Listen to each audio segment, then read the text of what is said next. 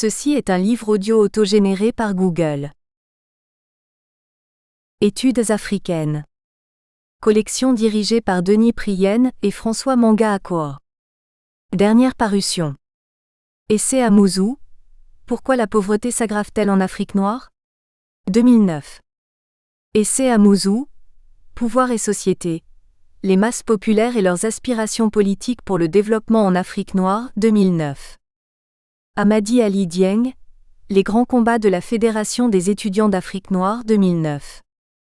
Zeni El Abidinsi. Géographie de l'insalubrité urbaine.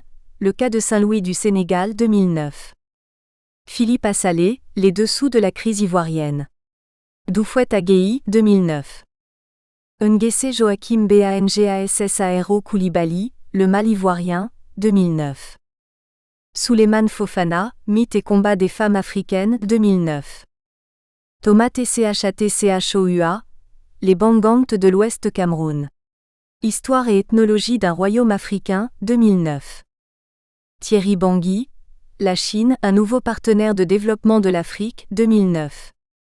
Gratien Mokonzi Bambanota, de l'école de la médiocrité à l'école de l'excellence au Congo-Kinshasa, 2009. Benjamin Moulamba Mbouyi, droit des traités internationaux, 2009. Christelle Greniertorres, expérience de femme ivoirienne au cœur de l'épidémie de sida, 2009. Justine Koumba, la résolution des conflits au Congo-Brazzaville, l'expérience du Conseil national de transition, 1998 à 2002, 2009. Hervé Carlos, vision africaine d'une crise de l'éducation. À l'école de l'entreprise, 2009. Richard Fielakaotea, le renouveau islamique en Afrique noire, l'exemple de la Centrafrique, 2009. Francis Nkeandzinjue, les droits de la défense en matière pénale au Gabon, 2009. Titinga Frédéric Pacere, les origines africaines des avocats sans frontières, 2009. Remerciements. J'adresse mes sincères remerciements à Claudine Larcher, pour avoir accepté de collaborer pleinement à ce livre. Christian Larcher, pour son hospitalité et sa générosité. Philippe Varin qui a jeté toutes ses forces dans la bataille de la finition de cet ouvrage. Jean-Louis Martinan, directeur du LIREST et Joël LEBEAUME, directeur de l'UMR Stephen Scachan INRP pour leur disponibilité constante. Alain Dumont et Michel Caillot, qui m'ont fait l'honneur de juger ce travail. Anne Vérin, Brigitte PETERFALVI et Alain Choma. Philippe JONNAERT, Moussadak ETTAYEBI, Souleymane Bari, au regretté Mamadou Pounthioun Diallo, Placide Minger et Baïdaro Ndiaye qui ont soutenu le projet d'une didactique centrée sur l'Afrique. Sori Kaba et Baba Sheikh Silla, respectivement directeurs du musée et directeurs de la bibliothèque, qui nous ont permis de reproduire les belles sculptures du riche patrimoine culturel guinéen. Aliou Baniré Diallo, ancien ministre de l'Enseignement supérieur et de la Recherche scientifique. Amadou Tidjane Diallo, ancien directeur général de l'Institut supérieur des sciences de l'éducation et ses collaborateurs pour leur soutien. Mamadi Kourouma pour son soutien inconditionnel à ce projet. Tous les artisans, techniciens et industriels qui ont accepté de parler de leurs pratiques. Tous les élèves et enseignants du Collège d'enseignement général Plateau de Koya, du CEFL Adjou Martal, de Manéa et de Kansonia. Mes parents illettrés qui m'ont mis à l'école française. Mon épouse Fatoumata Bari et mes enfants Oumou, Manama, Aïssatou, Djenabou, Marliatou et Seydi Diallo. Ils ont dit, à partir d'une constatation sur l'enseignement scientifique en Afrique, à savoir l'absence de tout travail expérimental dû au manque de matériel, le travail de M. Diallo s'articule autour d'une idée simple, mais fort prometteuse. Pourquoi ne pas baser l'enseignement de la chimie au collège sur les pratiques de différents métiers traditionnels, ou non, où de la chimie est présente, par exemple sur les pratiques des forgerons orfèvres ou des chargeurs de batterie, pratiques que les élèves côtoient dans leur vie quotidienne? Professeur. Monsieur Caillot. Le travail de M. Diallo apporte la réponse à deux questions importantes. Comment faire pour que l'enseignement de la chimie dans les pays en voie de développement ne soit pas uniquement théorique? Comment rendre l'enseignement plus attractif en le rapprochant des pratiques sociales de référence? Professeur Alain Dumont. C'est une autre voie que l'auteur de ce livre a choisi d'explorer. Utiliser des ressources locales que sont les professionnels dont l'activité peut être analysée en termes de la chimie. Ce sont leurs pratiques qu'il veut utiliser comme référent empirique pour faire élaborer des connaissances en chimie. Ce faisant, le lien entre école et quotidien n'est plus à construire a posteriori, il est établi en même temps que les connaissances. Professeur Amadou Tidjane Diallo. Introduction.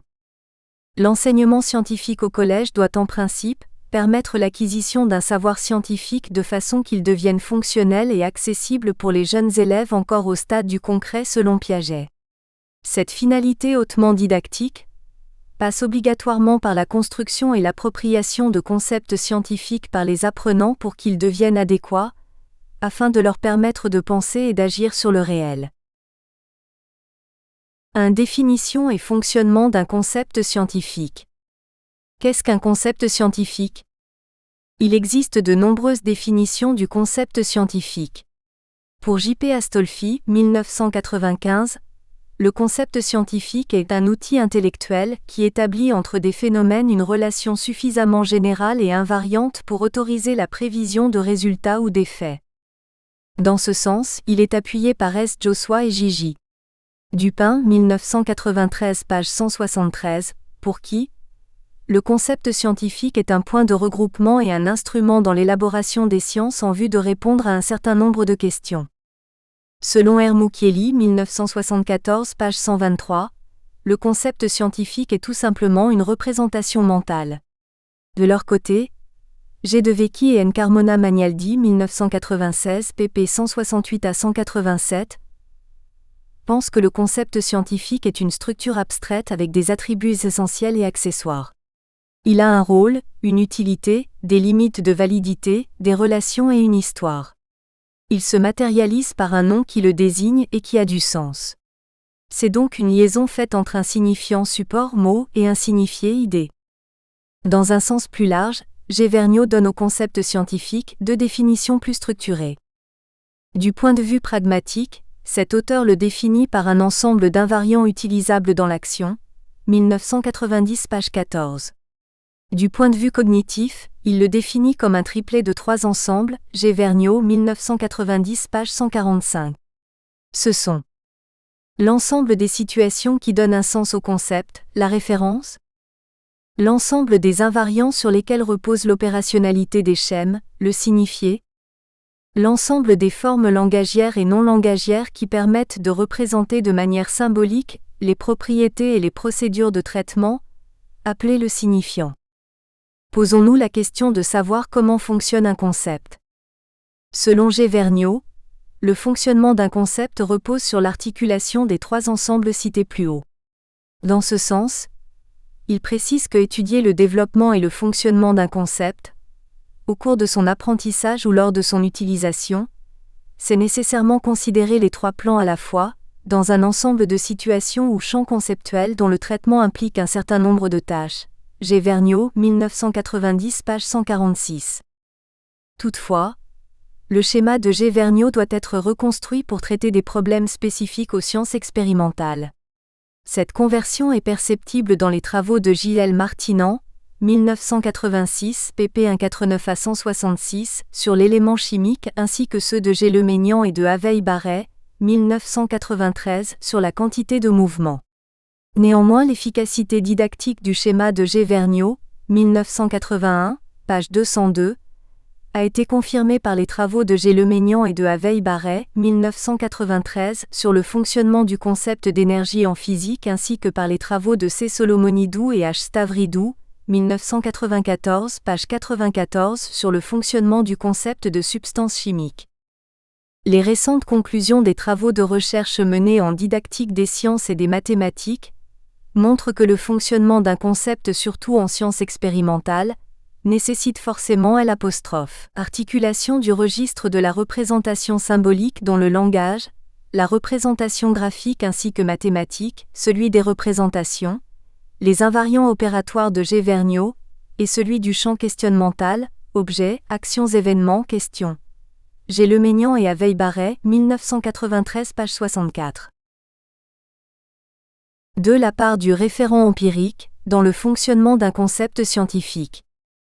À la place du champ questionnemental proposé par G. Leménian et Aveille Barret, Gisèle Martinan, 1989, développe la notion de champ empirique de référence, un champ d'observation qui est réellement manipulé ou invoqué, et plus tard celle de référent empirique, qui élargit les dimensions du référent en sciences expérimentales. Le référent empirique n'est plus constitué que d'objets et de phénomènes ou d'actions sur les objets, et d'interventions sur les phénomènes. Il englobe aussi des descriptions, des règles d'action impliquant des connaissances et des savoirs qui ne retrouvent un statut empirique qu'après une élaboration conceptuelle. J.L. Martinan, 1992, divise ce référent empirique en 3 composantes. La phénoménotechnique, connaissance des règles de montage, des conditions de sécurité, de savoir-faire instrumentaux mis en œuvre pour réussir la manipulation. La phénoménographie, description initiale des phénomènes relevant d'une certaine conceptualisation antérieure, et la phénoménologie, description seconde d'un référent en termes de concept, de modèle ou théorie partagée. En milieu scolaire, le référent empirique est vu par Gisèle Martinan, 1989, page 96, comme domaine de familiarisation pour la manipulation et l'observation, comme référent, ce dont parlent les concepts, modèles ou théories, et comme champ de validité des constructions conceptuelles qui doivent être explorées de manière systématique pour en étendre les applications. Les observations et les activités expérimentales étant l'occasion d'habituer les élèves au domaine manipulatoire de la discipline, et de les aider à construire la réalité en termes de concepts scientifiques. Lors de cette construction, il y a une interaction entre expérience et théorie que l'on ne peut ignorer.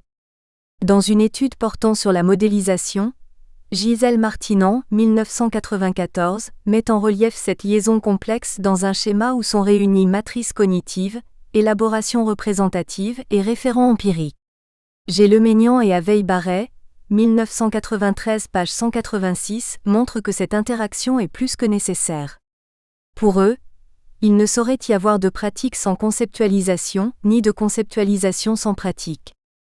De nombreuses autres recherches dans les sciences expérimentales mettent en exergue le rôle du référent empirique dans le fonctionnement d'un concept scientifique. A. Jordan, 1978, J.P. Astolfi et al., 1978, UNESCO, 1981, E. Kozeny Marmech et al., 1985, Delayton, 1988, J.P. Astolfi et M. Develay, 1989, P. Arnaud, 1991, R. Barlet, 1991, G. Fourez, 1992, P. Laszlo, 1993, A. Jordan et G. Devecchi, 1994. Pour marquer la part du référent empirique dans le fonctionnement d'un concept scientifique, J. Caretto et R. Viovi, 1994, page 11, font entrer l'expérience dans le registre des langages. Ils voient l'expérience comme une médiation qui permet de transmettre la pensée sous une forme concrète. En France, la référence au concret et à l'expérimental a été introduite dans les programmes de sciences par les réformes Duruy depuis 1863, B. Bellost, 1995, page 48. Malgré ses atouts de nature didactique indéniables, la référence au concret et à l'expérimental a un prix. Ce coût financier et humain peut empêcher sa mise en œuvre.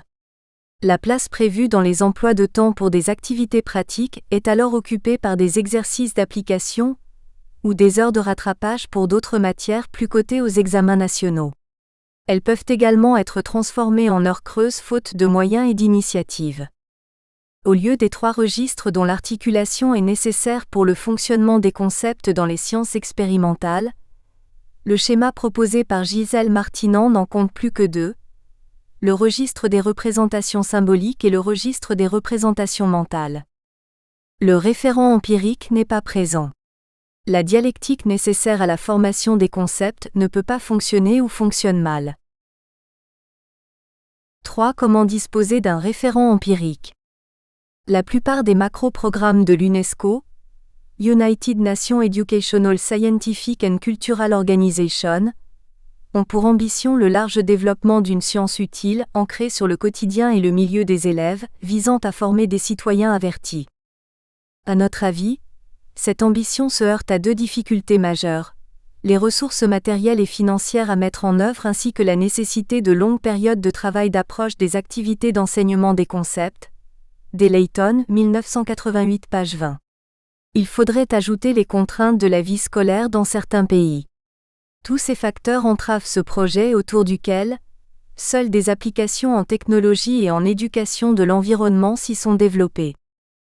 L'UNESCO, préoccupée par ces difficultés depuis de nombreuses années dans les pays pauvres, a également travaillé sur la mise à disposition de low-cost materials pour l'enseignement et l'apprentissage des sciences. En chimie, cette action ne peut solutionner que très peu de problèmes. Dans cette discipline, si le problème des ustensiles peut être résolu par ce moyen, celui des produits chimiques ne peut l'être. La chimie utilise également un genre de matériel qu'il est impossible de bricoler de façon satisfaisante. D. Layton, 1988, page 46. Alors, ce matériel et ces produits chimiques doivent être importés et payés en devises par un pays ne disposant que de très peu de ressources financières. De plus, en Guinée-Conakry, les programmes d'enseignement des sciences présentent des objectifs de savoir pratique, théoriquement utilisables dans la vie courante. Mais l'absence de moyens adéquats et la faiblesse des liens entre l'école et l'extérieur rendent ces objectifs hors d'atteinte. C'est une autre voie que nous avons choisi d'explorer. Utiliser des ressources locales que sont les professionnels dont l'activité peut être analysée en termes de la chimie. Ce sont leurs pratiques que nous allons utiliser comme référents empiriques pour faire élaborer des connaissances en chimie. Ce faisant, le lien entre école et quotidien n'est plus à construire a posteriori, il est établi en même temps que les connaissances. Le premier chapitre intitulé « Les savoirs » présente un cadre conceptuel qui permet d'argumenter la référence au savoir des praticiens. Ce n'est pas le savoir qui est considéré, mais des savoirs dont la diversité permet d'envisager une place pour des artisans et des techniciens qui ne disposent pas d'un savoir académique en chimie. Le deuxième chapitre intitulé « Guinée-Conakry », contexte de l'enseignement de la chimie au collège, expose les conditions matérielles de l'enseignement de la chimie dans notre pays. L'étude des programmes de chimie, du contexte d'enseignement et de formation met en évidence les incompatibilités entre les ambitions des programmes, ambitions que nous souhaitons conserver, et les moyens disponibles. Une recherche auprès des élèves de collège évalue les liens qu'ils ont construits entre ce qu'ils apprennent à l'école et le monde dans lequel ils vivent. Le troisième chapitre est intitulé « Les points de vue des enseignants guinéens sur la liaison entre école et milieu social des élèves du collège ». Il décrit une enquête auprès des enseignants et jauge la faisabilité d'un projet d'enseignement, faisant intervenir les savoirs des praticiens. Le quatrième chapitre intitulé « Analyse des discours d'artisans et de techniciens proches de la chimie » est une dissection des paroles en vue de repérer et de préciser ce qui peut être utilisé en classe, ce qui doit être travaillé avec les élèves et ce qui est en rupture avec le savoir scientifique. L'apprentissage par observation et imitation à travers des objectifs pédagogiques appropriés est le moteur essentiel des différents apprentissages auprès des praticiens locaux. Notre travail vise avant tout à favoriser le développement au niveau du collège, des savoirs scolaires de chimie articulés avec le monde extérieur à travers des pratiques sociales présentes dans le quotidien de l'élève, afin de pallier le manque de référents empiriques. Le cinquième chapitre intitulé « Proposition d'activités en classe s'appuyant sur les actions des artisans et des techniciens. Mise en œuvre » est une tentative didactique pour créer un terrain propice au fonctionnement des concepts scientifiques de niveau collège, rendre les objectifs pédagogiques des programmes compatibles avec des moyens disponibles hors de l'école. Nous allons prendre appui tout au long de notre travail sur 3 activités fondamentales. Trouver chez les professionnels des matériaux, des outils, des objets, des phénomènes qui puissent servir pour les élèves de référents empiriques. Repérer les gestes et les techniques, les savoirs d'explication et les savoirs d'action des professionnels. Relier ce que l'on apprend à l'école à ce qui se fait à l'extérieur, y compris les problèmes de l'apprentissage et de la transmission des connaissances ainsi que ceux de l'environnement. Le 6e chapitre intitulé « Discours des enseignants du collège sur l'enseignement de la chimie » fait état des difficultés que rencontrent les enseignants dans leurs enseignements et indique aussi les représentations qu'ils ont des savoirs professionnels des praticiens. Cette enquête identifie également les éventuelles résistances mais aussi les appuis possibles, ce dont il faudra tenir compte dans les propositions d'activités articulant école et savoir des praticiens.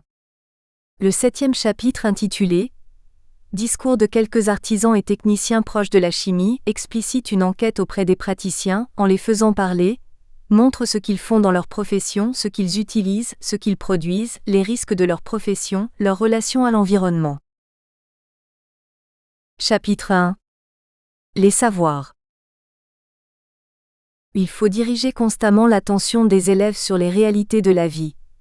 Les habituer à ne jamais regarder sans voir, les obliger à se rendre compte des phénomènes qui s'accomplissent dans le milieu où ils sont placés et leur faire goûter le plaisir, le comprendre et que ce plaisir devienne un besoin pour eux, en un mot développer chez l'enfant l'esprit d'observation. B.B. Lost, 1995, page 28. Nous allons présenter des éléments d'un cadre théorique qui permet d'argumenter et de discuter le projet d'utiliser en classe les pratiques sociales pour donner un sens à un enseignement de chimie au collège. La première partie concerne les savoirs et la seconde, les apprentissages. 1. Quelques repères théoriques de distinction de savoir. 1. Le savoir savant. Y. Chevalard et Emma Josua, 1991, Y. Chevalard, 1989,1994, et d'autres, G. Arsac, M. Develay et Atiberghien, 1989, S. Joshua et Gigi Dupin, 1993, définissent le savoir savant comme le savoir de la communauté des scientifiques qui le produisent. Ce savoir légitime socialement et culturellement le savoir scolaire qu'il précède et qu'il fonde scientifiquement. Un contenu de savoir ayant été désigné comme savoir à enseigner, le savoir savant subit des transformations qui vont le rendre apte à prendre une place parmi les objets d'enseignement. Y. Chevalard et Emma Josua, 1991, pp. 39 à 40, appellent le passage d'un contenu de savoir savant précis à un savoir scolaire, transposition didactique stricto sensu. Le mécanisme de cette transformation s'opère au niveau de la noosphère. Celle-ci est constituée par les parents, les porte-paroles de l'institution, les représentants des pouvoirs publics, des spécialistes de la discipline que leur trajectoire a conduit à s'intéresser à l'enseignement, etc. Ce savoir est supposé unique.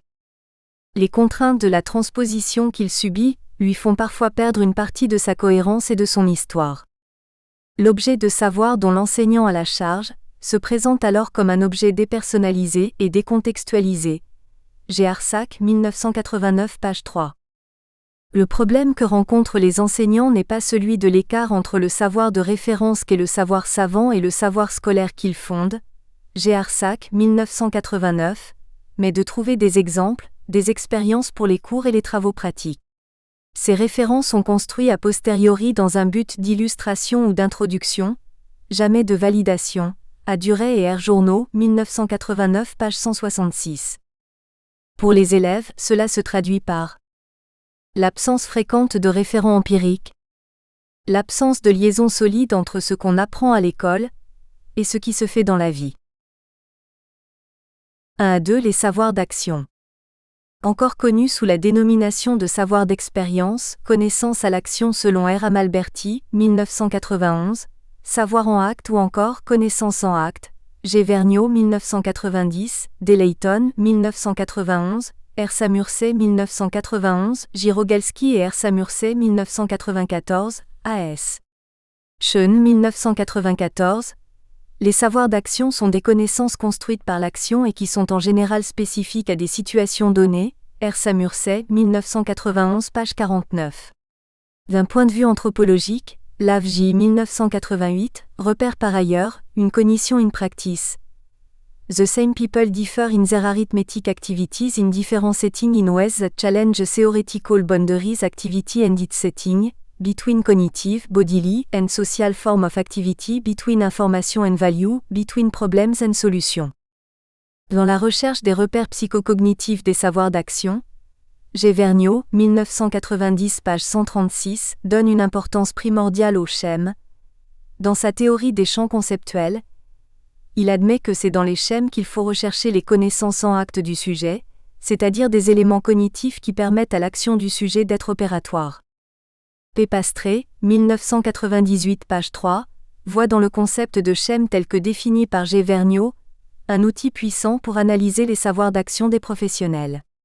La raison en est que c'est un concept général, qui concerne à la fois l'organisation des gestes de la vie quotidienne et des gestes professionnels, l'organisation des formes langagières et énonciatives du dialogue, ou celle des opérations de pensée permettant de traiter des problèmes scientifiques et techniques d'une certaine classe, c'est Laborde et G. Vergniaud, 1994 page 66.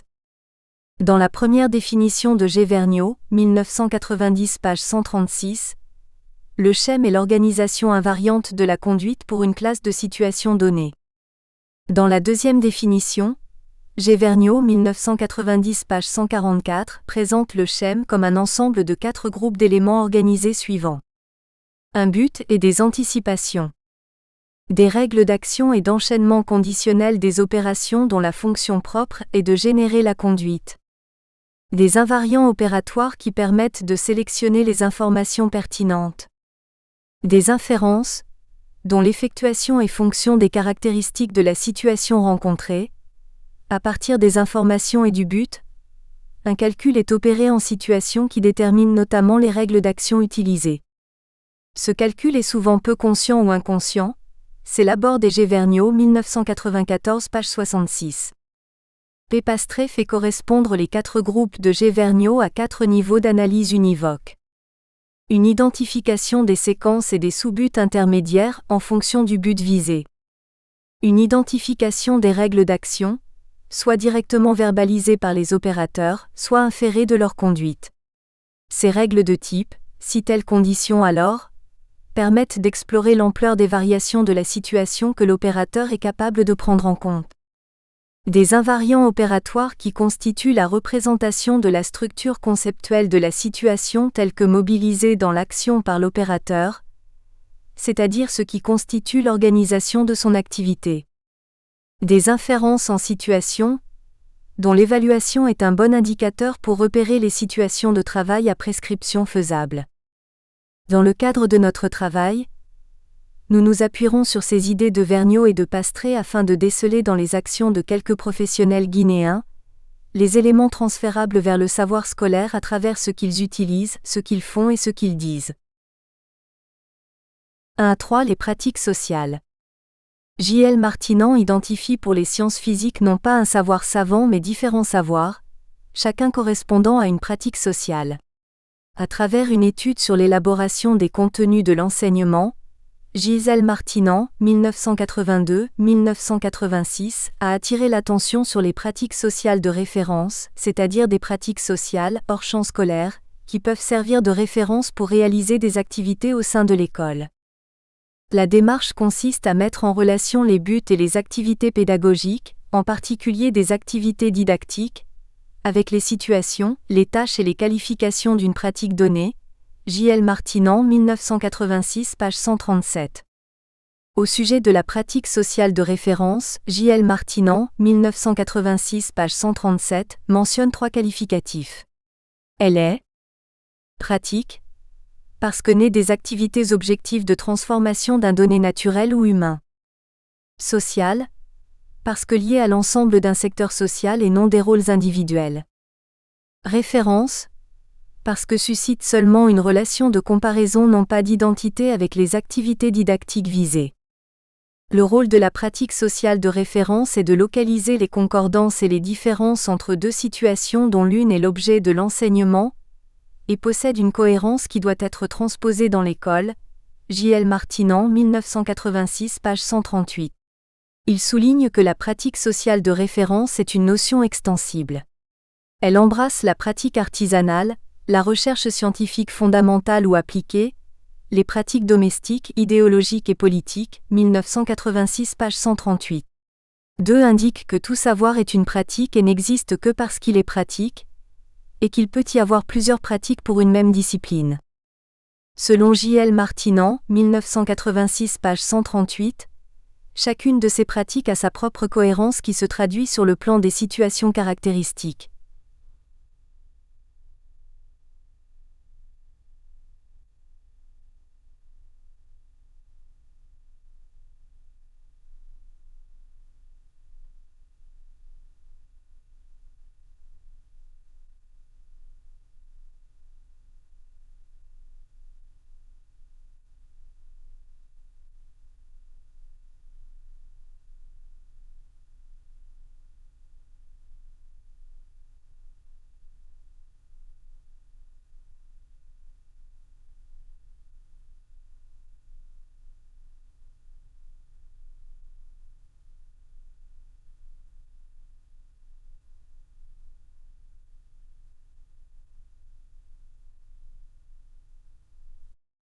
Dans le cadre de notre travail, des idées développées par J.L. Martinan sur la pratique sociale de référence, nous en gardons deux.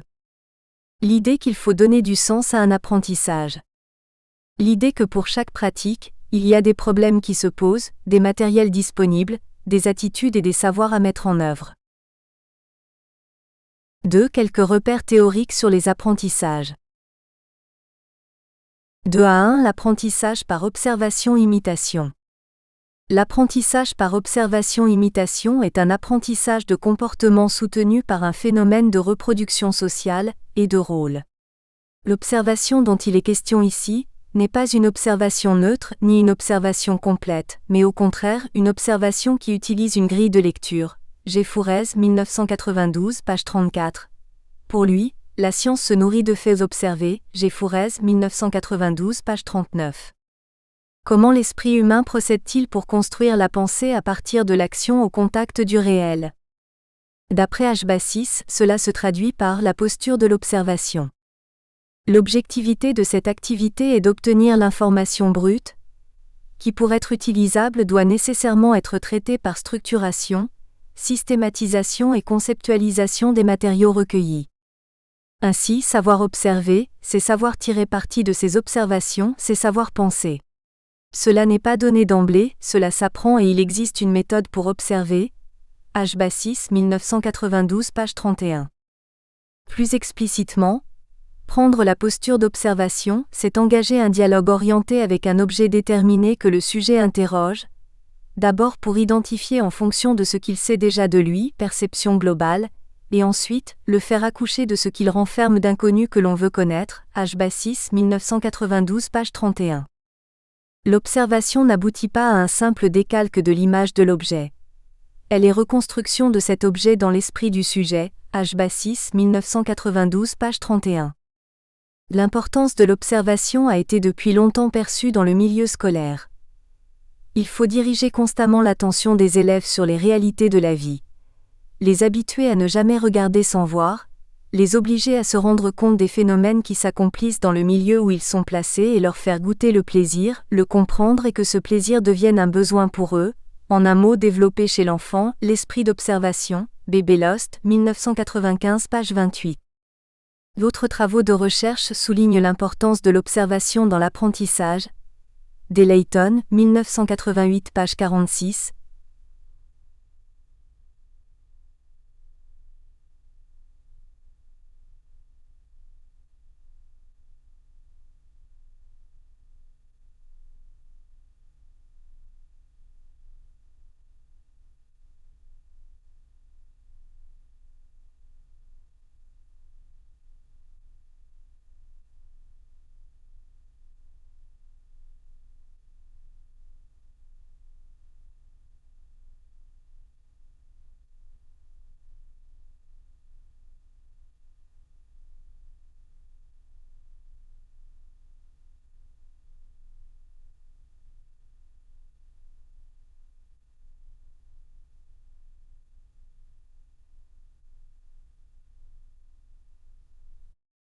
Mais suffit-il de regarder pour apprendre? D'ailleurs, peut-on observer objectivement? Pour G. Robardet et J. Seguillo, 1993, page 11, une observation ne peut pas être objective parce que l'objectivité de l'observation découlerait de l'objectivité de l'image rétinienne. Or, il faut savoir que nos sens peuvent nous tromper. Les découvertes les plus récentes sur la vision permettent d'expliquer ces erreurs d'observation. On ne peut observer une situation qu'au moyen d'un cadre théorique et culturel dont on dispose, c'est-à-dire de la représentation mentale préalable que l'on a de la chose à observer. Tout ceci suffit à condamner le principe de l'observation première et objective. G. Robardet et J. Seguillo, 1994, page 11. G. Fourez réhabilite l'observation objective en précisant que l'action d'observer suppose une description, et qui ne peut se faire qu'au moyen de notions qui se réfèrent toujours, par médiation d'un langage, à une représentation théorique implicite. Dans cet esprit, un enseignement de chimie s'efforcera de partir d'une question proposée aux élèves. Conduits par l'enseignant, les élèves devront formuler des hypothèses compatibles avec les connaissances du moment.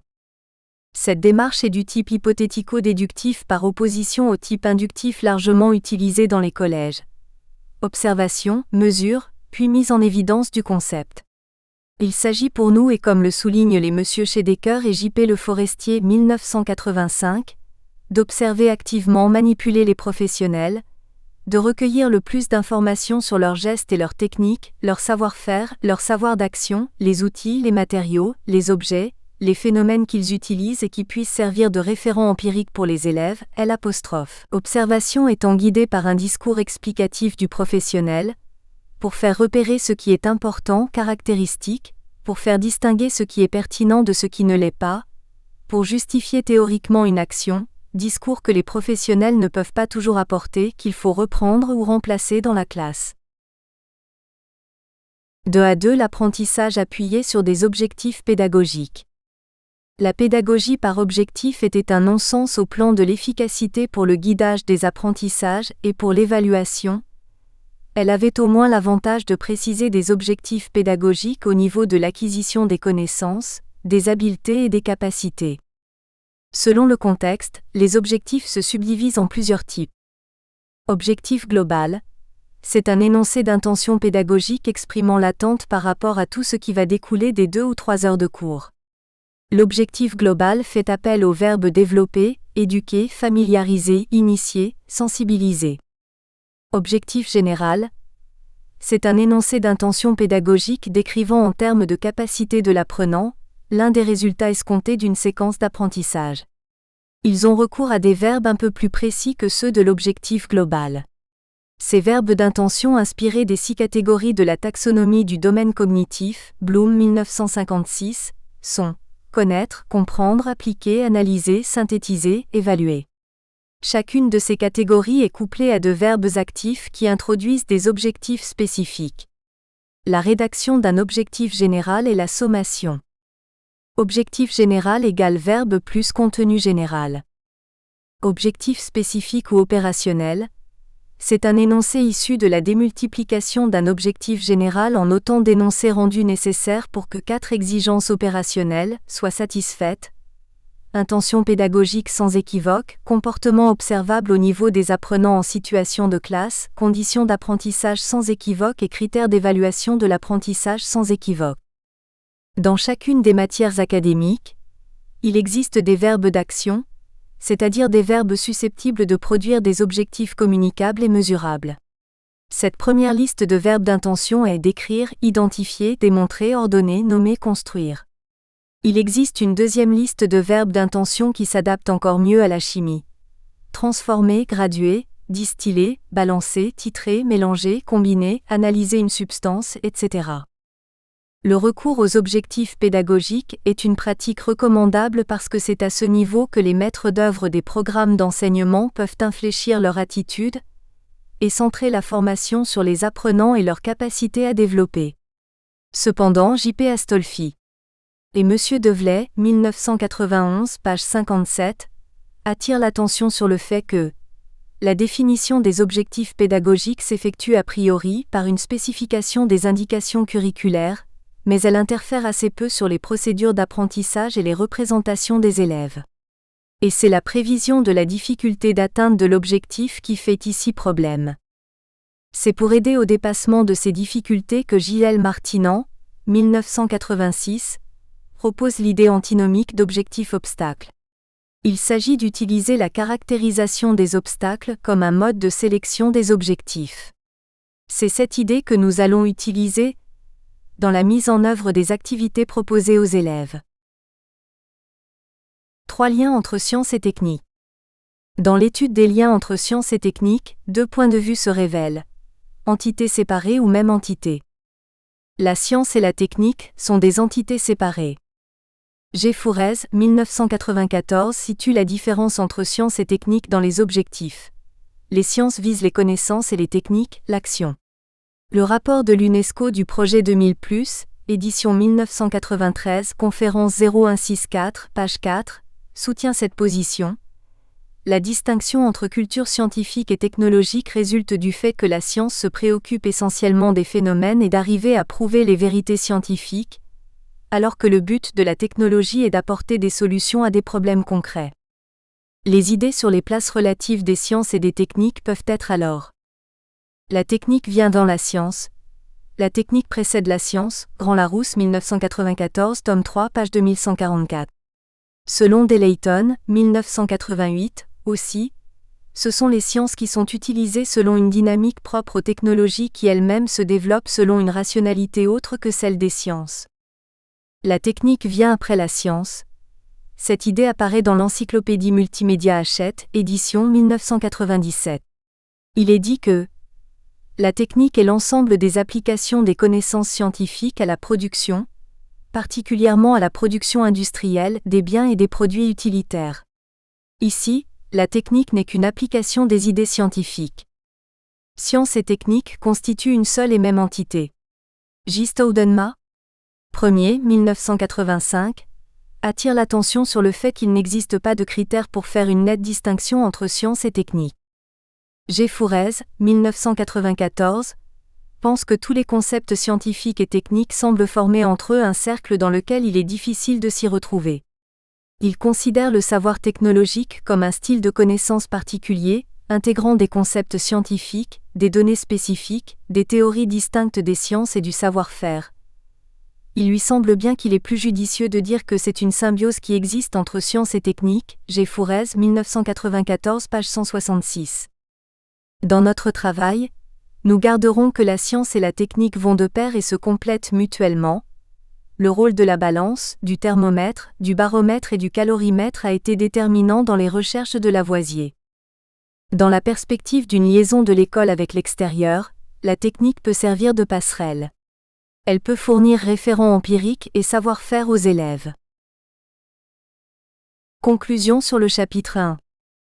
Dans ce chapitre, nous avons présenté les différents points de vue sur les savoirs à transmettre à l'école.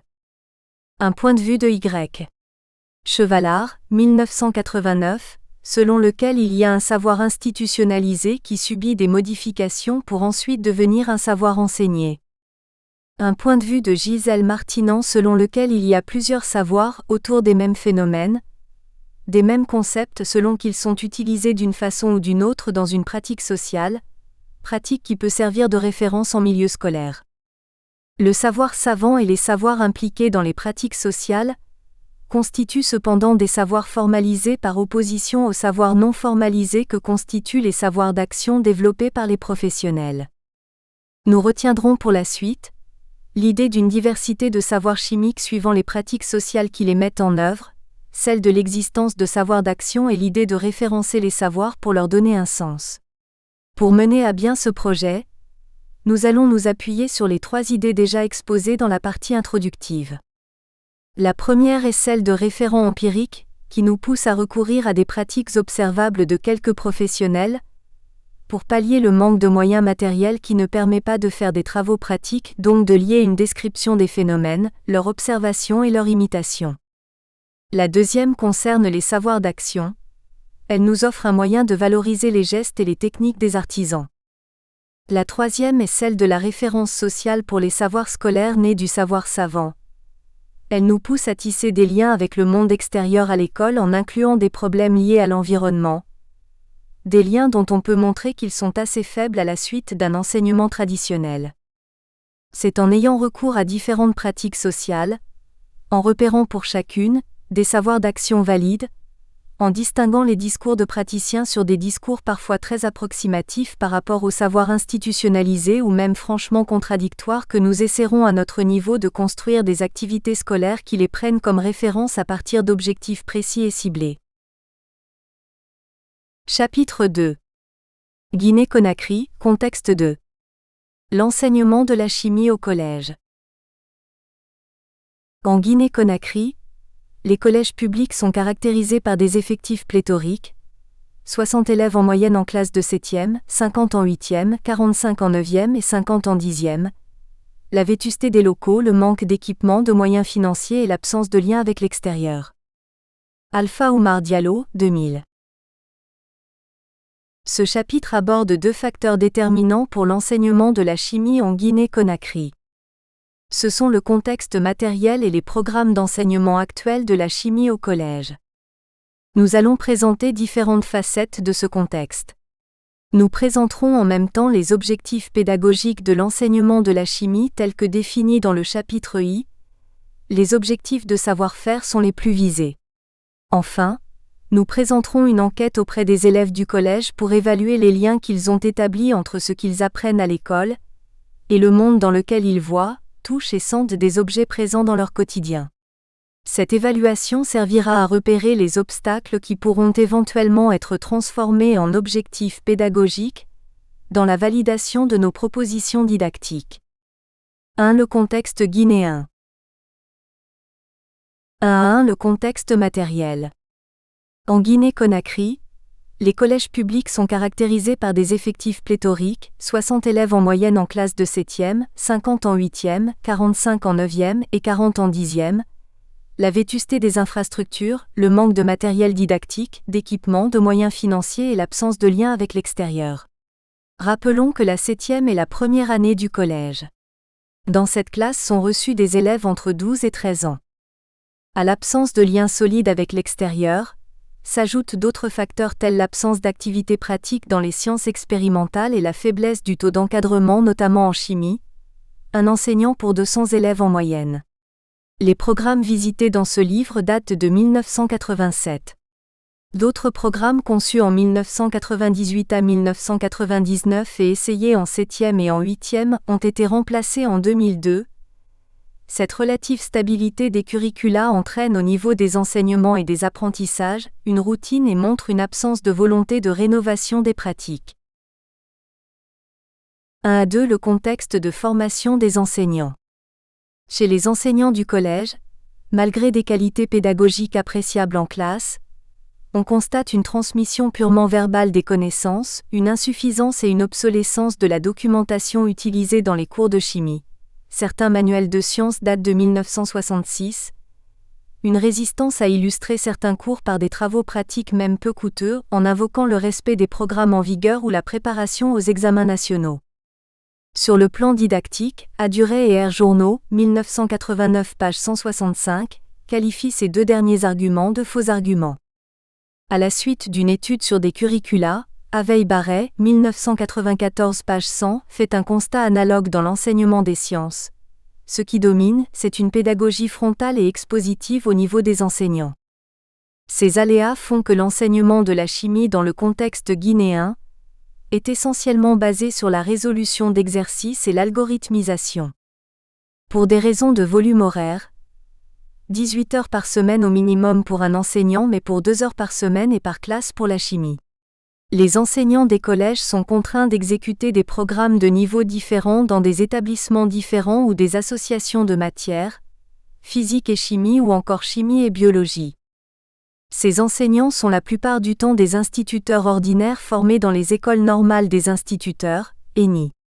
Cependant, on trouve de plus en plus des titulaires de licence ou de maîtrise parmi les enseignants des collèges. On y rencontre également des ingénieurs agronomes reprofilés pour les matières qui accusent un déficit en formateurs, langue française, mathématiques, physique et chimie. Seuls les enseignants sortis des ENI, écoles normales des instituteurs, après une formation de 2 ou 3 ans, disposent d'une formation pédagogique, les autres enseignants des collèges apprennent à enseigner sur le tas. Aucune de ces catégories d'enseignants ne dispose de formation pour conduire des activités pratiques au niveau des collèges.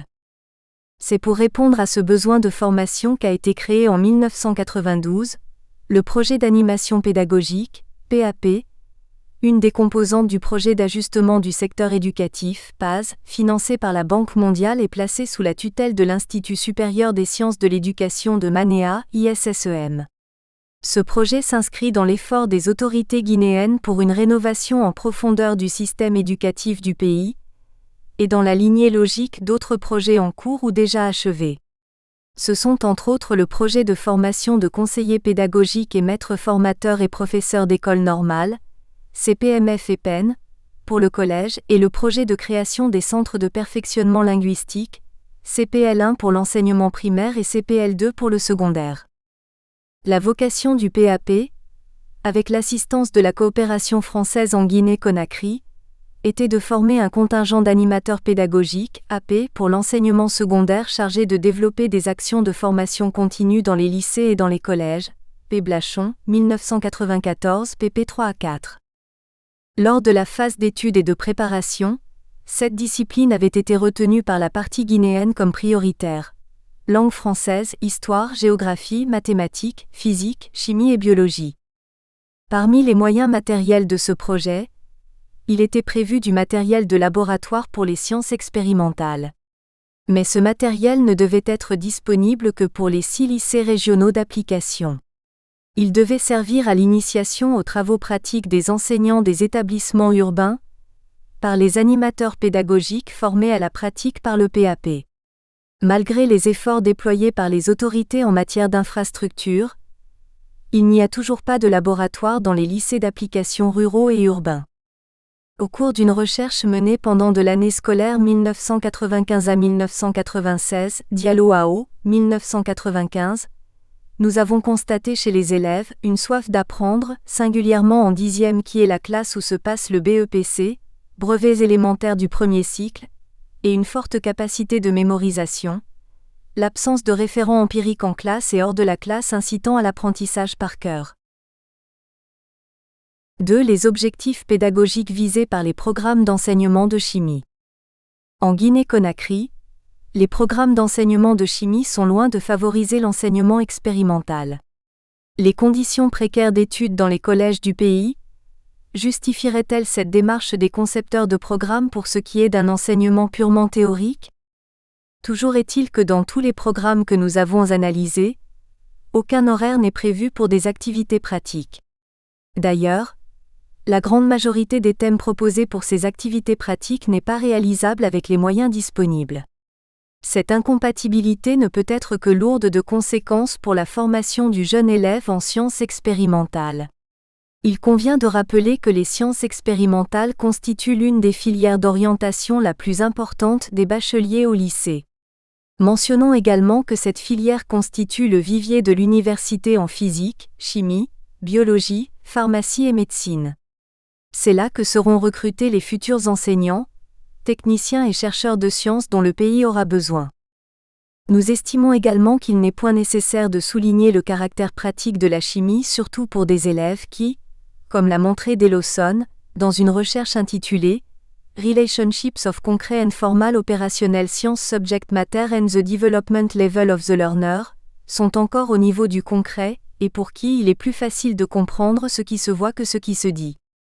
La plupart des activités pratiques présentées dans les programmes scolaires ne sont pas le fruit d'un consensus des différents acteurs et partenaires, enseignants, autorités de l'éducation, société civile, industrielle, artisans, didacticiens, pédagogues, psychologues, parents, etc.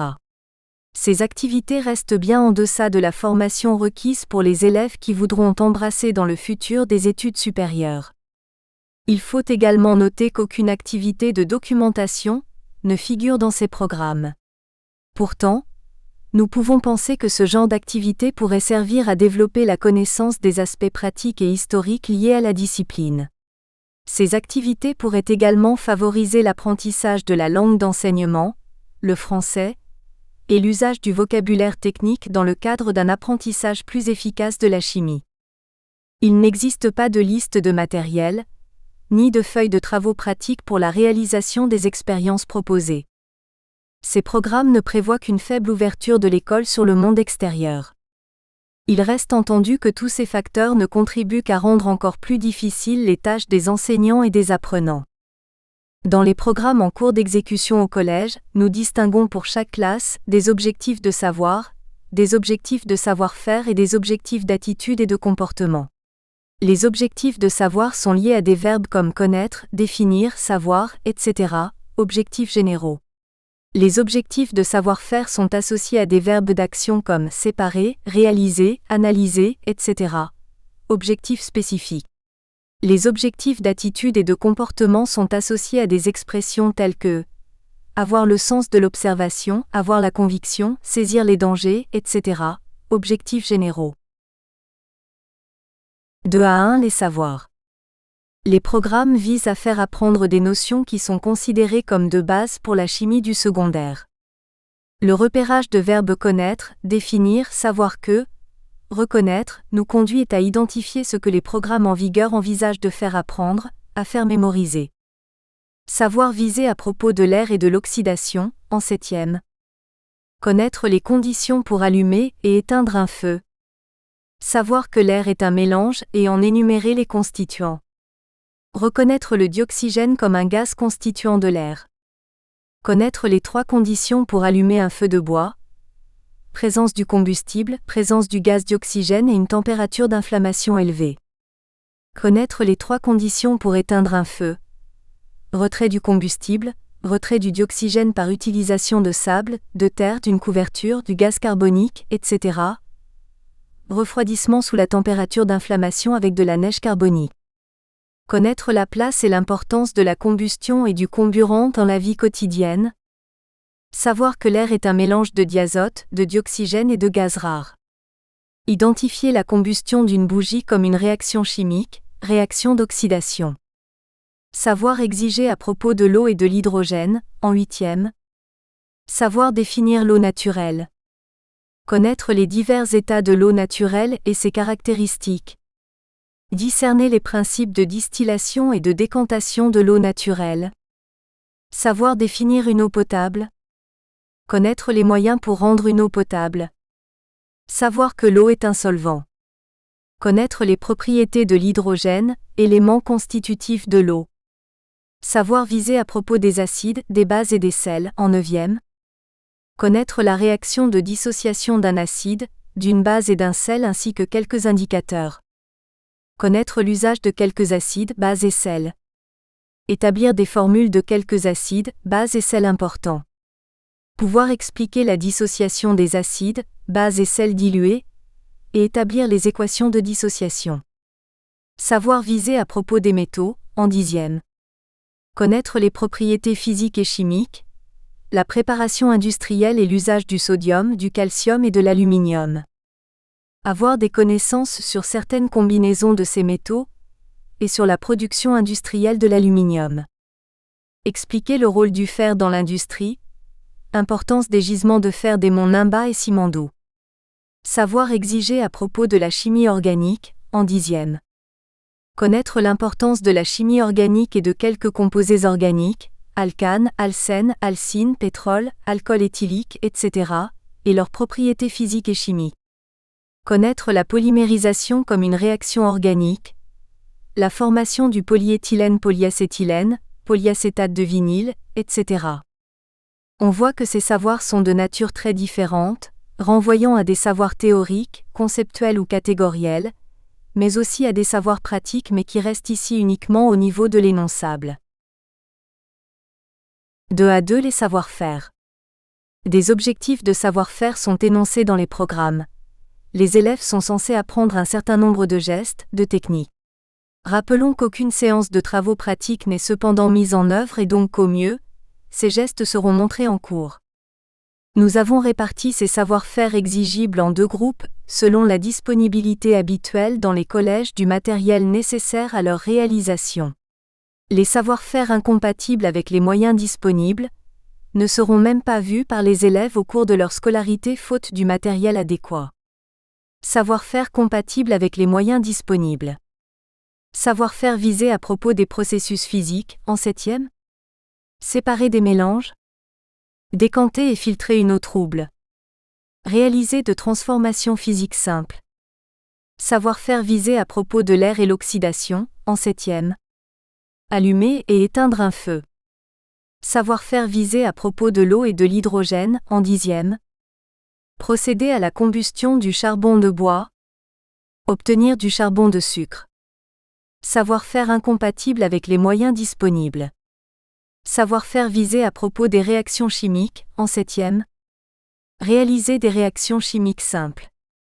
Savoir-faire visé à propos de l'eau et de l'hydrogène, en 10e. Décomposer de l'eau et identifier ses différents constituants. Savoir préparer le gaz hydrogène. Réaliser la distillation et la congélation d'une eau naturelle. Effectuer l'électrolyse de l'eau. Réaliser la réaction du zinc sur l'acide chlorhydrique. Procéder à l'explosion du mélange oxygène-hydrogène. Réaliser l'action de l'hydrogène sur l'oxyde cuivrique. Préparer de l'hydrogène, action du zinc sur les acides. Réaliser la réaction du fer sur l'acide chlorhydrique. Effectuer la réaction du calcaire sur l'acide chlorhydrique. Effectuer la combustion du magnésium. Savoir-faire visé à propos des métaux, des acides, des bases et des sels, en 9e. Réaliser une expérience favorisant la formation de la rouille. Décomposer thermiquement du CaCO3. Réaliser l'action de l'eau sur la chaux vive, et de mesurer le pH de la solution obtenue. Savoir mesurer la conductibilité des acides, bases et sels. Détecter un acide, une base et un sel à l'aide d'un indicateur. Savoir-faire visé à propos des métalloïdes, en 10e. Réaliser la combustion du soufre. Procéder à la réaction du gaz obtenu avec l'eau. Mesurer le pH de la solution obtenue. Préparer de l'azote à partir de l'air à l'aide de copeaux de cuivre. Réaliser une combustion incomplète, mèche plongée dans un comburant comme le gazoil. Mesurer le pH et la conductibilité électrique de l'acide acétique. On voit que malgré la formulation d'objectifs pédagogiques qui laissent supposer un apprentissage pratique, rares sont les gestes et techniques que l'élève pourra pratiquer ou même seulement voir pratiquer au cours de sa scolarité. 2A3 Les attitudes et comportements.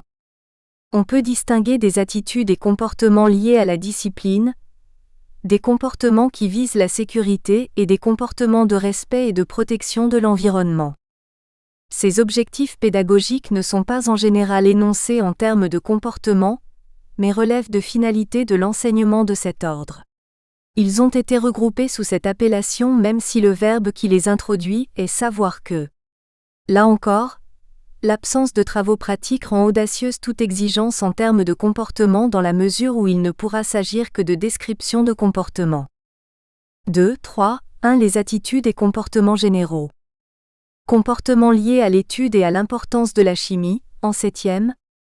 Avoir le sens de l'observation, le goût d'expérience, la curiosité sur le fait chimique. Avoir la conviction que l'homme est capable de découvrir les lois de la nature, et de les utiliser pour améliorer ses conditions d'existence. Comportement sur l'air et l'oxydation des corps, en 7e. Avoir la conviction que les feux détruisent l'environnement. Comportement sur les acides, bases et sels, en 9e. Saisir les dangers encourus lors de la manipulation d'un acide, d'une base et d'un sel. Comportement sur l'alcool éthylique, en 10e.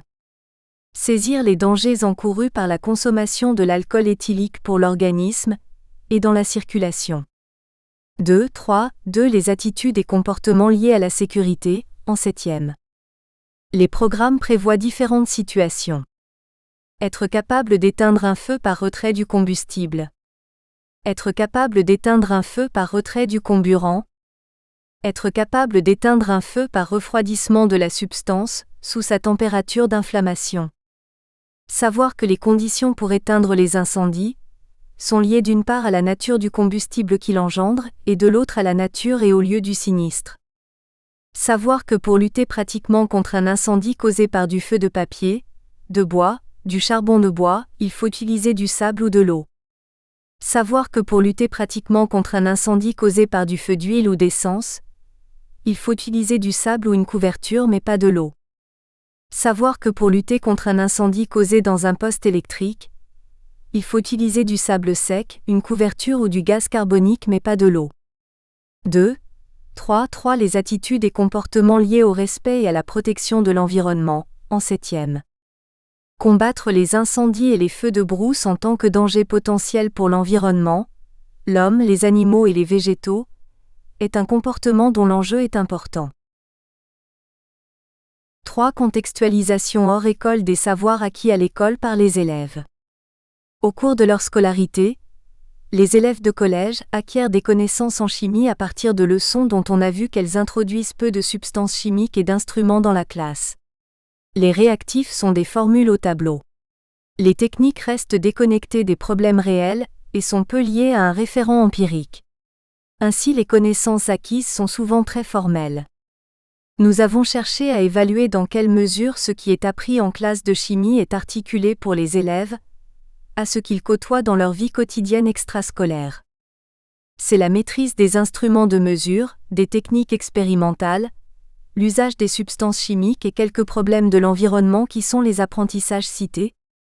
Nous avons tenté de prendre un référent le plus près possible du milieu de l'élève.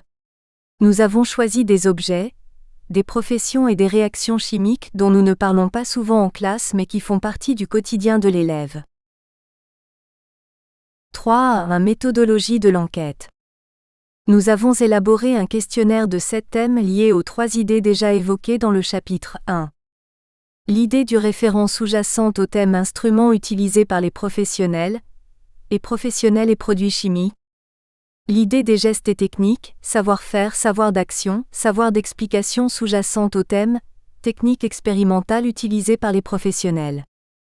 L'idée de la relation école et hors école sous-jacente au thème identification de quelques objets d'usage courant, symbolisme chimique, produits chimiques étudiés en classe en relation avec des professionnels qui les utilisent dans la vie courante, ainsi que la perception de l'environnement. Le questionnaire composé de questions fermées, de questions ouvertes et de questions d'appariement, a été auparavant testé auprès de 10 élèves de différents niveaux du collège de Manéa. Cette évaluation s'est déroulée en Guinée-Conakry. La taille de l'échantillon est de 120 élèves, soit 30 élèves par chacune des 4 classes ciblées. Pour des raisons de rigueur et de fiabilité, les redoublants de chaque classe n'ont pas été admis à passer le test. Afin d'avoir une idée sur l'évolution des réponses, le questionnaire après un remaniement suscité par un pré-test a été administré à des élèves de 4 niveaux d'un collège de Koya, 7e, 8e, 9e et 10e. L'âge des élèves varie entre 13 et 16 ans. Les séances de réponse au questionnaire faites individuellement ont eu lieu en salle de classe pour une durée de 45 minutes par groupe de 15 élèves. La surveillance a été effectuée par des professeurs avec qui nous avions travaillé dans une autre recherche, au cours de l'année scolaire 1995 à 1996. Nous présentons pour chaque action la fiche proposée aux élèves puis les résultats obtenus pour l'ensemble des niveaux scolaires et leurs commentaires. Les consignes générales qui avaient été données aux élèves sont présentées dans l'annexe du chapitre I. Rappelons que leur pratique de la langue française ne se fait que dans le contexte scolaire. Dans le contexte social et familial, la langue française est accompagnée par la pratique des langues du terroir, le peul, le soussou, le malinké, le guerzé, etc. 3-2 Résultats et commentaires. Nous présentons ici les résultats et commentaires du questionnaire, question par question, et à cause de la faiblesse des effectifs testés, nous développerons plutôt les aspects qualitatifs. Les contenus des fiches élèves sont donnés dans l'annexe I. 3.2 Un thème sous-jacent à l'idée de référent empirique. A. Instruments de mesure utilisés par les professionnels. Ce thème comprend 2 items. Le premier se réfère au monde scolaire, usage en chimie. Le second, métier, déplace le questionnement vers le monde du travail. Ainsi les élèves ont pu voir dans leur environnement le vendeur de pétrole utiliser le litre, le boucher utiliser la balance, etc. Ces exemples ne sont pas les seuls possibles. Dans l'annexe du chapitre 1, la fiche 1 présente les consignes données aux élèves lors de l'administration du questionnaire. Item 1.1 L'usage des instruments de mesure. De par son usage, l'instrument le plus cité par les élèves est le thermomètre, 26 élèves en 7e, 21 en 8e, 23 en 9e et 24 en 10e. La connaissance théorique de cet instrument assez rare dans leur milieu, leur est livrée en cours de physique. Après le thermomètre, les instruments les plus familiers aux élèves du collège sont la balance, le chronomètre et le litre. Le pH-mètre n'est pas connu des élèves, 0 pour toutes les classes. Pour un élève de 7e, cet instrument sert à donner la direction. Item 1 à 2, la profession de référence. Pour ce qui est des métiers cités par les élèves, nous constatons des références liées au monde scolaire, par exemple, professeur, maître, chimiste, et des références générales comme le monde. L'usager le plus connu est celui de la balance, 96 élèves sur 120, puis du thermomètre, 82 élèves sur 120, du litre, 79 élèves, du chronomètre 43 élèves et en dernière position, du pH-mètre, 4 élèves. Ce qui est cohérent avec le résultat de l'item 1 à 1. On note des confusions entre chronologie et chronomètre, entre chronomètre et montre. pour un élève de 7e, tout le monde utilise le chronomètre. Un tel glissement de langage est très courant au niveau des enfants. Pour le thermomètre, un élève déclare que cet instrument est utilisé par le sociologue. Nous avons effectué des associations selon les métiers cités par les élèves. Ceci pour nous permettre de repérer les pratiques sociales affichées dans leurs réponses. Ce regroupement est fourni par les enfants de la façon suivante, et cela dans différents domaines de la vie sociale qui les entourent. Commerce, vendeur, commerçant, marchand, etc. Santé, docteur, médecin, laborantin, etc. Sport, juge de match de football, arbitre, athlète. Artisanat, forgeron, horloger. Cuisine, maman, femme. Technique, pilote. Le décompte a montré que sur des effectifs de 30 élèves par classe, un faible taux de référence à l'artisanat. 3 élèves en 7e, 0 élève en 8e, 2 élèves en 9e et 0 élève en 10e, à la cuisine, 0 élève en 7e, 8e, 9e et 1 élève en 10e. Aucun élève n'a pris l'industrie comme référence. L'enseignement reste la référence la plus sollicitée. B. Les professionnels et les produits chimiques. La fiche 2 présente les consignes données aux élèves. Cette question est une question d'appariement entre un produit et une profession. La question ne compte qu'un seul item à travers lequel il nous a paru intéressant de voir si les connaissances acquises par l'élève en classe sur les substances chimiques leur permettent de repérer les usages. La profession pour laquelle le meilleur score d'appariement est obtenu est le forgeron. Sur des effectifs de 30 élèves par classe, on compte 22 en 7e et 8e, 26 en 9e et 24 en 10e. Soit 75% de l'effectif. Le forgeron utilise le fer pour fabriquer des houes et des machettes. Le plus mauvais score est celui du soudeur qui emploie l'acétylène pour réaliser des soudures, 2 en 7e, 8e et 9e, 1 en 10e. Soit 6% de l'effectif. On peut repérer des associations non pertinentes métiers et objets plutôt que métiers et produits, forgeron, marteau, enclume, fondeur, feu, cuisinier, marmite, etc., ou des associations non pertinentes entre métiers et produits chimiques utilisés dans les professions comme par exemple, fondeur pour H2SO4, acétylène et éthylène. S'agissant de l'acide sulfurique utilisé par le chargeur de batterie, les élèves ne mentionnent que le nom acide. Il y a une confusion entre soude et soudeur dans toutes les classes. 3.2. Deux thèmes sous-jacents à l'idée de relation école hors école. A. Identification de quelques objets d'usage courant. Cette question comprend 3 items. Le but visé ici est de savoir si l'élève est capable de reconnaître les objets qu'il manipule quotidiennement, comme étant des objets fabriqués et d'identifier les substances ayant servi à les fabriquer. Pour cela, 7 objets d'usage courant ont été choisis et montrés aux élèves en classe. Une bouteille en verre, une houe, une marmite en aluminium, un morceau de brique, parpaing, une chaussure en plastique, un morceau de charbon de bois et un morceau de savon. Item 3.1. Objets fabriqués. L'élève sait-il qui fabrique les objets exposés devant lui? Cette interrogation rejoint celle de Crindal qui note une différence entre des connaissances issues d'un processus de fabrication vécu et celles issues d'un processus de fabrication non vécu. Les fabricants les plus connus des 120 élèves sont ceux qui fabriquent le savon artisanal, 74 élèves, le charbon de bois, 72 élèves, la marmite, 66 élèves et la houe, 61 élèves. Les moins connus sont ceux qui fabriquent la chaussure, 47 élèves, la brique, parpaing, 27 élèves et la bouteille, 16 élèves. Autrement dit, le savon artisanal, le charbon de bois, la houe et la marmite relèvent de processus de fabrication repérés alors que la chaussure, la brique et la bouteille sont des objets dont ils ne connaissent pas tellement l'histoire. Pour les élèves, chacun des objets de cette dernière catégorie est un projet non vécu. Pour ce qui est de la marmite, il existe au niveau des élèves une confusion notamment en classe de 7e entre fondeur et forgeron, probablement parce que ces artisans utilisent les mêmes outils et les mêmes matériaux pour fabriquer des objets différents. Item 3.2. Objets naturels artificiels. Nous voulons savoir si l'élève fait une différence entre les objets naturels et artificiels. Pour l'élève, la nature peut-elle fabriquer une bouteille ou une chaussure comme elle fabrique un fruit, une feuille ou une fleur? J.L. Martinan, 1982, note que la question d'origine naturelle ou artificielle des matériaux est une préoccupation rencontrée de manière permanente lorsqu'on interroge les enfants.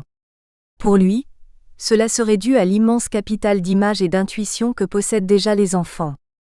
En d'autres termes, l'élève guinéen est-il conscient de l'importance de la chimie et des professionnels proches de la chimie dans sa vie? C'est surtout leur réponse à cette dernière question qui nous intéresse. Les résultats obtenus montrent que, en 7e, les élèves connaissent moins les objets naturels que les objets artificiels qu'ils utilisent. Le taux des réponses pertinentes est de 30% pour les objets naturels et de 39% pour les objets artificiels. En 8e, l'écart des réponses pertinentes entre objets naturels, 39%, et objets artificiels, 49%, est le même qu'en 7e. En 9e, la démarcation entre objets naturels et artificiels est plus marquée et comme en 8e, les élèves reconnaissent ce qui peut être fait par la nature, 39%, et ce qui ne peut pas l'être, 50%. En 10e, les élèves reconnaissent mieux ce qui peut être fait par la nature, 59%, que ce qui ne peut pas l'être, 31%. Deux raisons peuvent probablement être source de ces résultats. Premièrement, les programmes de chimie guinéens ne prennent pas en compte l'histoire d'objets d'usage courant, bouteilles, briques, chaussures, etc. Deuxièmement, il nous semble que le savoir scolaire éloigne l'élève de la réalité quotidienne au fur et à mesure qu'il approfondit ses connaissances scientifiques. Item 3A3. Identification de la ou des matières S, première S. Cet item visait l'identification de la ou de S matière S première S, utilisée S, pour la fabrication des objets cités dans la fiche 3. Pour cet item, les réponses pertinentes sont très faibles. Les réponses non pertinentes et je ne sais pas sont nombreuses. Il n'y a pas de tendance à une quelconque évolution pour les trois catégories de réponses. En fait, dans les réponses des élèves, on obtient soit un lieu de fabrication, forge pour la houe et la marmite, usine pour la chaussure, soit quelque chose qui est utilisé lors de la fabrication, le feu, le moule, soit encore indifféremment un matériau ou une matière première, cuir, fer, terre, ou même des éléments issus de savoir scolaire, hydrogène, sodium. B. Symbolisme chimique, produits chimiques étudiés en classe professionnelle. Cette section regroupe 3 items et concerne un certain nombre de produits chimiques étudiés en classe, C2H5OH, C2H2, CH4, CI2, H2O, H2SO4, N2, NaCl, NaO, O2 et S. Item 4A1, association nom-formule. Nous voulons vérifier si l'élève est capable de nommer des substances codées par leur formule chimique. Le dépouillement a montré une évolution dans la qualité des réponses de la 7e à la 10e. Les substances les plus connues sont O2 et N2, les moins connues sont C2H5OH, CH4, NaO, C2H2, surtout en 7e et 8e. Comme réponse non pertinente, H2SO4, sulfate d'hydrogène, hydrogène-sodium, NaCl, azote calé-sodium, C2H2, carbone d'hydrogène. Item 4A2, mise en relation produits chimiques profession. Il faut identifier celui qui emploie des produits chimiques dans sa profession, ou d'associer un usage aux produits chimiques évoqués en classe. Le nombre de réponses pertinentes est peu élevé. Le nombre de JNSP est relativement élevé.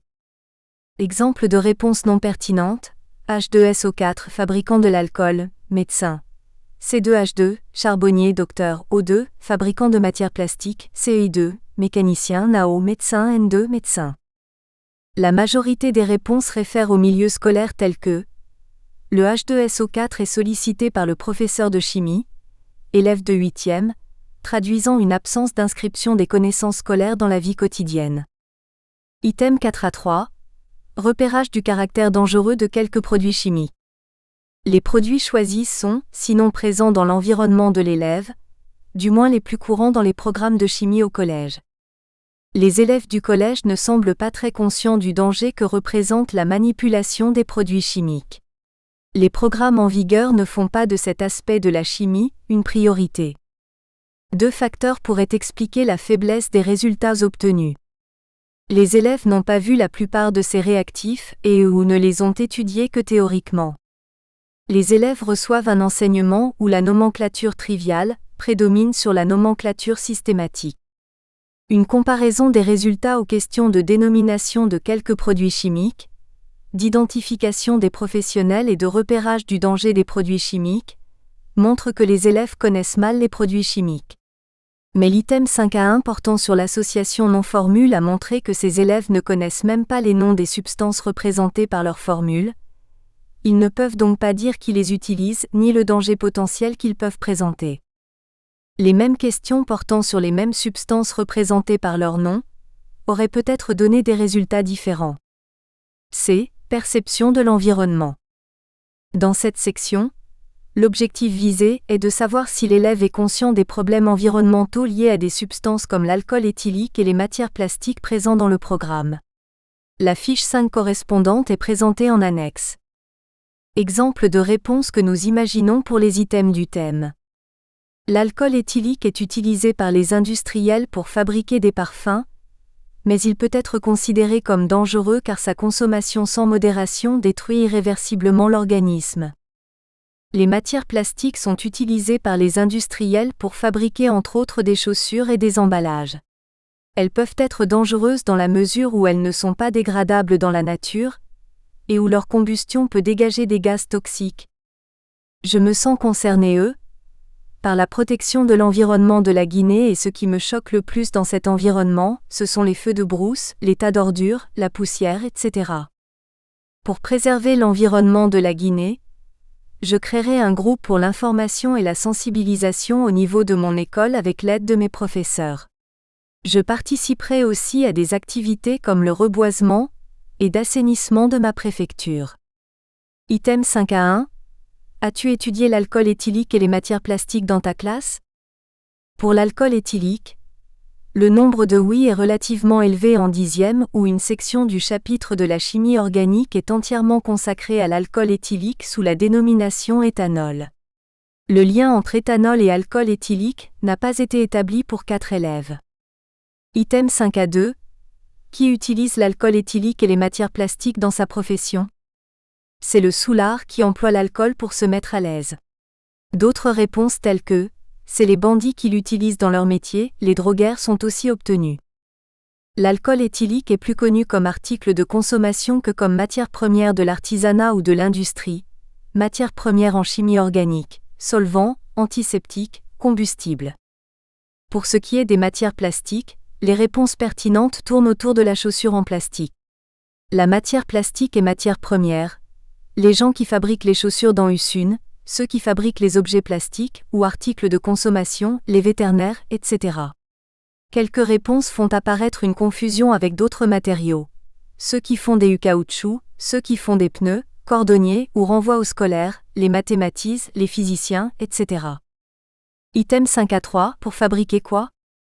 Pour ce qui est de l'alcool éthylique, on obtient en 7e des réponses en termes de matières premières, pour fabriquer les médicaments, pour fabriquer la drogue, de produits d'usage courant, les produits pharmaceutiques, médicaments et boissons. Mais on obtient aussi des réponses en termes d'usage, pour nettoyer les plaies, guérir le malade. Pour ce qui est des matières plastiques, les réponses pertinentes réfèrent à des produits de consommation courante, la chaussure, des récipients, des instruments de ménage, etc. Item 5A4. L'alcool éthylique et les matières plastiques peuvent-ils être dangereux? Concernant l'alcool éthylique, le nombre relativement élevé de oui est probablement dû au fait que le pays est à 90% islamique et que le programme, en 10e, insiste sur les méfaits de l'alcool sur l'organisme et dans la circulation. Les élèves ne réalisent pas en général le danger potentiel que représentent les matières plastiques. Item 5A5. Si oui, pourquoi dis-tu que ces produits chimiques peuvent être dangereux? Beaucoup de raisons sont évoquées quant au danger de l'alcool. Des raisons liées à des atteintes à l'organisme, effet psychique, parce que soloul, dérange l'esprit, folie, effet corporel, durcit les poumons, ça te rend maigre, mauvais pour le cœur, effet mortel, ça tue facilement, ça te détruit l'organisme, rongée, explosion, etc. Des raisons liées à la composition de l'alcool, c'est un acide, il y a un acide dedans, etc. Des raisons liées aux caractéristiques de l'alcool, agressif, nocif. Des commentaires qui récusent l'idée de danger sont aussi donnés. Un médicament, il nous aide à la santé de la population, etc. Des dangers des matières plastiques sont repérés. Danger pour la peau. Si c'est en liquide, ça peut brûler la peau, il fait des dégâts dangereux, il n'est pas bon pour la peau humaine, etc. Danger d'intoxication respiratoire. Parce que si on respire, ça nous fait mourir. Les produits peuvent toxiquer quelqu'un, etc. Parfois, des précisions sur les conditions de nocivité de l'alcool sont exprimées. Il ne fait rien s'il n'est pas chauffé. Pour beaucoup d'élèves, les dangers évoqués sont vagues. Il fait des dégâts dangereux, ça donne la maladie. Si les produits contiennent des microbes, on peut dire que c'est dangereux. Sous une température ordinaire, il est dangereux, etc. Même s'ils sont présentés comme mortels, ça tue l'être humain, ça peut entraîner la mort. D'autres réponses renvoient aux conditions de production des produits perçus comme dangereuses. Parce qu'on pratique à l'usine, ces produits peuvent fabriquer à l'usiner d'autres produits. Par contre, quelques élèves s'appuient sur l'usage savant pour certifier que les matières plastiques ne sont pas dangereuses. Il n'est pas dangereux, il sert d'isolement électrique. Item 5 à 6, la protection de l'environnement. Item 5.6.1. Te sens-tu concerné par l'environnement de la Guinée? Si oui, qu'est-ce qui te choque le plus dans cet environnement? Pour les élèves, le mot environnement renvoie aux conditions humaines de vie actuelles des élèves. En cas de conflit, on se protège avec pour sauver la nation. En cas de guerre, on prend les armes pour se sauver. Les hommes prennent l'école pour détruire l'humanité, etc. Au bien-être, le bien-être physique, le bien-être social et à des malaises sociaux qui les affectent ou affectent leurs proches, le chômage, le manque d'énergie électrique, le gaspillage, la sous-alimentation, la violence, la précarité, l'analphabétisme et à l'apostrophe, insécurité. Lorsque le terme environnement est pris au sens du lien avec la nature, les réponses données font état d'une perception de la destruction de l'environnement, la dégradation du sol, destruction de la forêt, et de dire à tous les cultivateurs de ne pas mettre le feu à côté, et du manque de salubrité, les saletés et les moustiques, les saletés, les ordures partout, etc. Des élèves du collège envisagent leur environnement de façon plus positive. Je préfère planter dans les environs des boutures. La Guinée est l'un des riches en Afrique forêt dense. Item 5.6.2. Que ferais-tu pour protéger l'environnement de la Guinée? Les élèves mentionnent diverses actions. Des actions liées à l'environnement. On doit lutter contre le feu de brousse. Pour préserver l'environnement de la Guinée, nous devons faire le reboisement. Des actions liées à la propreté. Je ferai tout pour que l'environnement de la Guinée soit bien entretenu pour que les gens ne feront plus les ordures partout. Des actions liées à la sensibilisation. Je vais informer les citoyens de ne pas mettre les feux de brousse et surtout de ne pas abattre les arbres de la forêt et de planter beaucoup d'arbres. Les élèves du collège citent aussi des actions liées aux relations sociales, à la création d'emplois, à l'éducation, au développement et à la sécurité. Des réactions chimiques et professionnelles. Il s'agit de savoir si le concept de réaction chimique a pris suffisamment de sens pour les élèves pour qu'ils l'utilisent, afin de catégoriser des situations non scolaires de la vie courante. La fiche 6 de l'annexe du chapitre 1 montre les items posés. Les métiers qui utilisent la réaction chimique pourraient être le savonnier qui effectue la saponification en utilisant de la soude, de l'huile de palme et du sel, ou le bouilleur qui fabrique de l'alcool par fermentation du sucre et de la levure de bière. Item 6 à 1. Identification de transformations physiques et des réactions chimiques. Nous voulons savoir si l'élève fait une différence entre un phénomène physique et une transformation chimique. Les transformations qui sont proposées font partie du quotidien observable. Item 6 à 1. De l'eau qui se forme sur le couvercle d'une marmite posée sur le feu. Cet item concerne une transformation physique assez courante. Eau liquide, vapeur d'eau au liquide. Ce phénomène n'est pas une réaction chimique. Exception faite de la 7e, les réponses pertinentes sont assez élevées. Item 6.1.2, une tôle qui rouille. Cette transformation est un processus très long dans le temps qui renvoie à un concept qui figure dans les programmes d'enseignement de 7e et de 9e, propriétés chimiques du fer. L'exemple le plus fréquent en classe et dans les manuels est le clou rouillé. Pour cet item, on remarque un nombre relativement élevé de sans aucune réponse, et un nombre à peu près égal de oui et de non en 7e et en 8e. Item 6.1.3, du manioc qui sèche au soleil.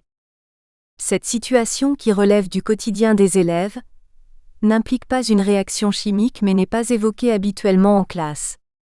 Près de 50% des élèves de chaque classe disent que ce phénomène n'est pas une réaction chimique, ce qui peut relever d'un choix fait au hasard. Item 6.1.4, de l'acide qui ronge les habits. Cet item introduit un terme chimique acide, mais ne renvoie pas à un exemple classique de réaction chimique. 15 élèves en 7e, 20 en 8e, 23 en 9e et 27 en 10e sur des effectifs de 30 élèves par classe, soit 85 élèves sur 120, environ 71% disent que ce phénomène est une réaction chimique. Item 6.1.5, de la sève de palmier qui devient du vin de palme. Ceci est un exemple de réaction chimique qui ne figure pas au programme mais qui est très courant dans une région tropicale, où le vin de palme est préparé à partir de la fermentation de la sève de palmier. Le terme devient serait-il à l'origine du nombre élevé de réponses pertinentes ? Sur des effectifs de 30 élèves par classe, 18 élèves en 7e, 24 en 8e, 25 en 9e, 21 en 10e, soit 88 élèves sur 120, environ 73%, disent que ce phénomène est une réaction chimique. Item 6.2. Utilisation de la réaction chimique dans le quotidien. La réaction chimique étant un concept important en chimie, nous fondons beaucoup d'espoir dans les items qui vont suivre. Peut-être qu'à travers les réponses que nous allons obtenir, nous arriverons à identifier des partenaires de terrain dont les pratiques sociales pourraient être utiles pour la classe. Item 6.2.1. Connais-tu une personne qui utilise une réaction chimique dans son métier ? En fonction du niveau scolaire, il y a une progression dans le nombre de oui des élèves. Item 6.2.2. Si oui, donne un exemple. Parmi les réponses données par les élèves qui ont répondu oui dans l'item précédent, il y a des propositions qui renvoient aux professions que nous avons repérées telles que le forgeron, les femmes qui préparent la sauce, celui qui fabrique le savon, le cuisinier. Il y a aussi des réponses non pertinentes telles que Monsieur Traoré est un dépanneur de TV et des propositions qui ne sortent pas du milieu scolaire, Monsieur Sano, le professeur de chimie, élève. Item 6.2.3. Identification de l'activité correspondant. C'est l'identification de l'activité en tant que faisant intervenir une réaction chimique, qui est ici attendue. Les critères utilisés par les élèves comme justification renvoient soit simplement à une action de mélange, il fait un mélange, le mélange d'eau et de ciment. Soit à un phénomène étudié théoriquement en classe de chimie, cette personne fond l'aluminium. À l'identification d'un phénomène de dissolution, le cuisinier met le sel dans l'eau, de combustion, cette personne a frotté l'allumette pour allumer le feu chaque matin pour se chauffer, ou encore au repérage d'un type de réaction étudiée telle que la saponification, prépare du savon noir. Dans certains cas, les élèves font référence à une définition de la réaction chimique. Il prend des produits chimiques et mélange entre eux pour obtenir un autre produit, ou à un critère pris en classe comme critère de réaction chimique tel qu'un changement de couleur. Il prend des habits d'autres couleurs pour changer de couleur. D'autres réponses renvoient à une autre image de la chimie, cette personne soigne, d'autres enfin ne sortent pas du milieu scolaire, professeur, la personne est élève, elle enseigne la chimie. Item 6.2.4. Identification des produits chimiques utilisés. Les produits cités sont principalement les médicaments flavoquine, aluminium, la cire et l'eau ou de façon générale, les produits chimiques, etc. Item 6.2.5. Quelle réaction S utilise cette personne ? Les élèves citent indifféremment des transformations physiques et chimiques notamment en classe de 7e et de 8e, de l'eau qui se forme sur le couvercle, liquéfaction et solidification, etc., ou citent autre chose qu'une réaction chimique, le feu, l'eau. Quelques réponses renvoient à des expressions entendues de la part du professeur pendant les cours. C'est une liaison covalente polaire, la réaction médicale, la réaction organique, etc. Les réactions qui sont utilisées par les professionnels cités ne sont pas connues des élèves. Il n'y a eu que la saponification qui a été citée plus haut. 3.2. 3 thèmes sous-jacents à l'idée des gestes et techniques, savoir-faire, savoir d'action, savoir d'explication des professionnels. Cette question compte 2 items.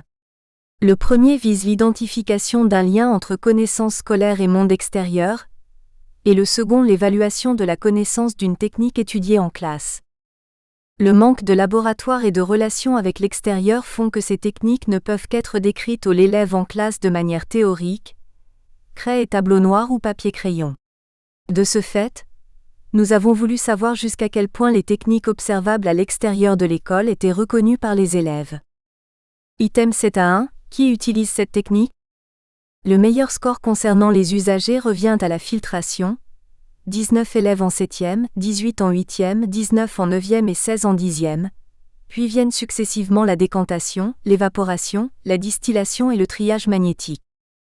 La profession la plus citée en fait est l'enseignement. Sur des effectifs de 30 élèves par classe, on compte 28 en 7e, 22 en 8e, 27 en 9e et 23 en 10e.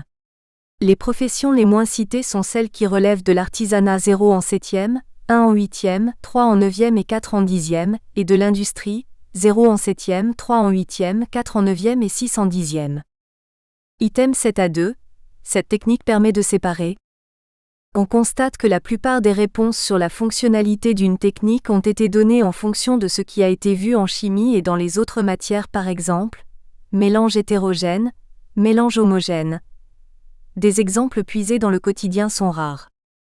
Les exemples pertinents donnés par les élèves concernent la filtration, eau pure et eau sale, l'eau et les saletés, eau sablée, eau impure, liquide et solide. La distillation, liquide et pétrole, cailloux et huile. L'évaporation, riz, fonio. Le nombre de réponses pertinentes est relativement plus élevé en 7e année. Ceci s'expliquerait par le fait que les élèves venaient d'achever le chapitre processus physiques et réactions chimiques. Les mélanges et la séparation des mélanges y occupent une large place. Conclusion sur le chapitre 2. Dans ce chapitre, nous faisons 2 constats. Dans leur finalité, les programmes guinéens de chimie affichent selon la taxonomie de Bloom des objectifs généraux liés au savoir théorique, aux attitudes et au comportement des apprenants. Des objectifs spécifiques pour les savoir-faire explicites. Les objectifs de savoir-faire sont peu compatibles avec les moyens disponibles au collège. Ce qui conduit à un enseignement très théorique. Les élèves et les enseignants ne disposent d'aucun référent empirique. Deuxièmement, même si les apprenants envisagent leur milieu de façon positive, le lien entre ce qu'ils apprennent en classe et l'extérieur est faible voire inexistant. C'est ce qui ressort de l'enquête menée auprès des intéressés. Par exemple, concernant l'usage des instruments de mesure, les élèves font rarement référence à l'industrie et à l'artisanat. Dans le domaine des techniques expérimentales, les élèves font plus référence au monde scolaire, 75%, qu'aux professionnels qui utilisent la chimie au quotidien. Même si 60% des élèves maîtrisent relativement le symbolisme chimique, seuls 27% d'entre eux connaissent les usages des produits chimiques étudiés en classe. Dans la mise en relation produits chimiques-profession, la référence à l'artisanat est de 23%, celle de l'industrie 3% tandis que la référence au monde scolaire est de 56%. Le danger potentiel que constituent les substances chimiques n'est connu que de 28% des élèves, et l'aspect pratique de la réaction chimique, de 37%. Notre expérimentation n'a porté que sur 120 élèves répartis aux 4 niveaux du collège. Bien que la faiblesse de l'échantillon ne nous permette pas de procéder à une généralisation sur les résultats de l'évaluation, force est de constater qu'il y a échec de cette référence, Aduret et R. Journaux, 1989, page 167, issu du savoir savant. Face à une telle situation, il faut inventer autre chose, Aduret et R. Journaux, 1989, page 168.